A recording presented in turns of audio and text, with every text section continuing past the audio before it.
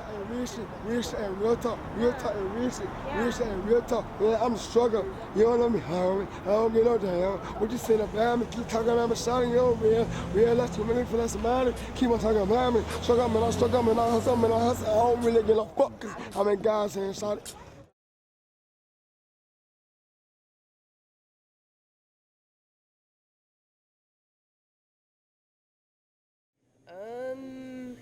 That's difficult because, you know, some homeless people, they're just like drifting around. Some live under a bridge, you know.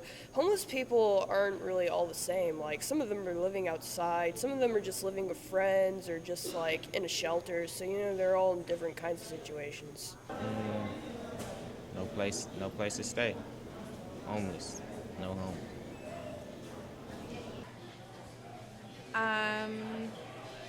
Just people that have specific needs in terms of needing shelter, like our basic needs that we typically have, but they don't really have them at this point.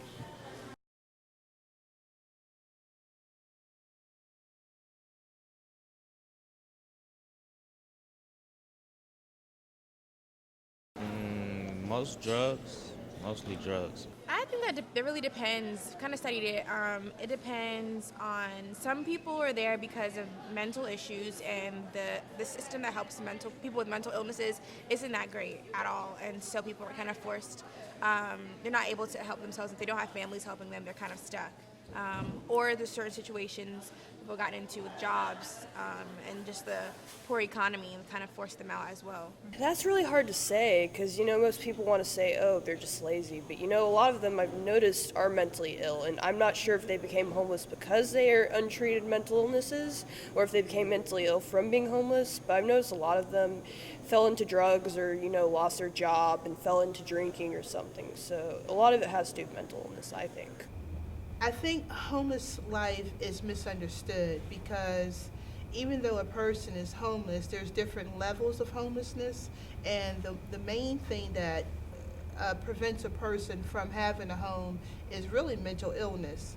And just because you see a person out there on the street doesn't necessarily mean they don't want to have a home. A lot of it is mental illness, and that's the reason why we just believe that we want to erase the stigma concerning homelessness so people can be more aware and not judge what they see.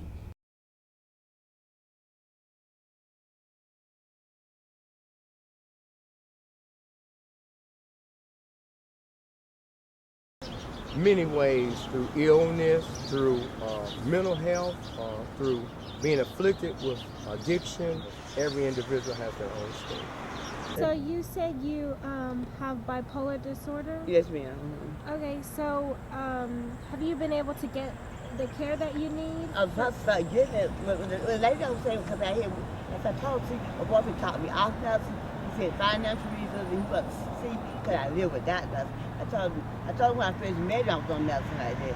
I had been in prison for that, and I told him I felt like I really needed it. He said, I want to see how you can make it die. I mean, you strong enough, you got to be out and make it die. I know I couldn't have been on.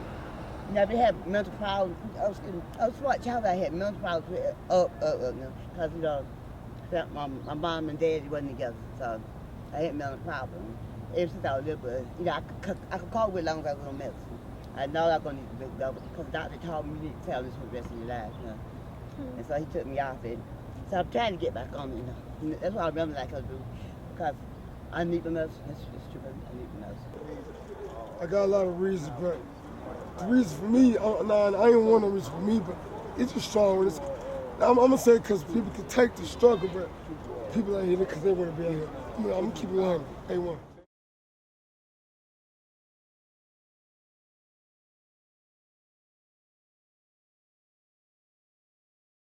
Unfortunately, I don't really have like a well-paying job, but I do give them change occasionally. They'll go on MARTA and ask for change. That's all I've been able to do, really. Like, if I had more money and more time, I would definitely do more.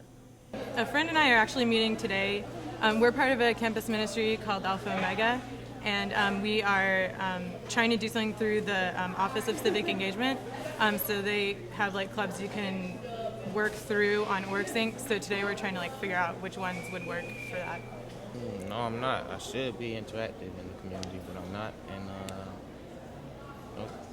But I look forward to doing that. If anyone wants to volunteer with us, we have a website, www. Sparrow House Foundation. They can go on there, and one of our volunteer coordinators will reach out to them.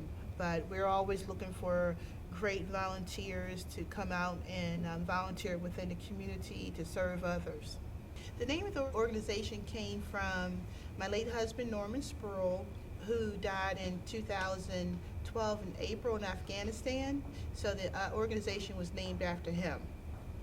Matthew 25, when you stand in front of the Messiah and he says that you're a goat, and he asks you, did you visit the transit? Did you go to the prisoner? Read it for yourself. And so when you stand in front of him as your judge and not your Messiah, read it and think about it before it's too late.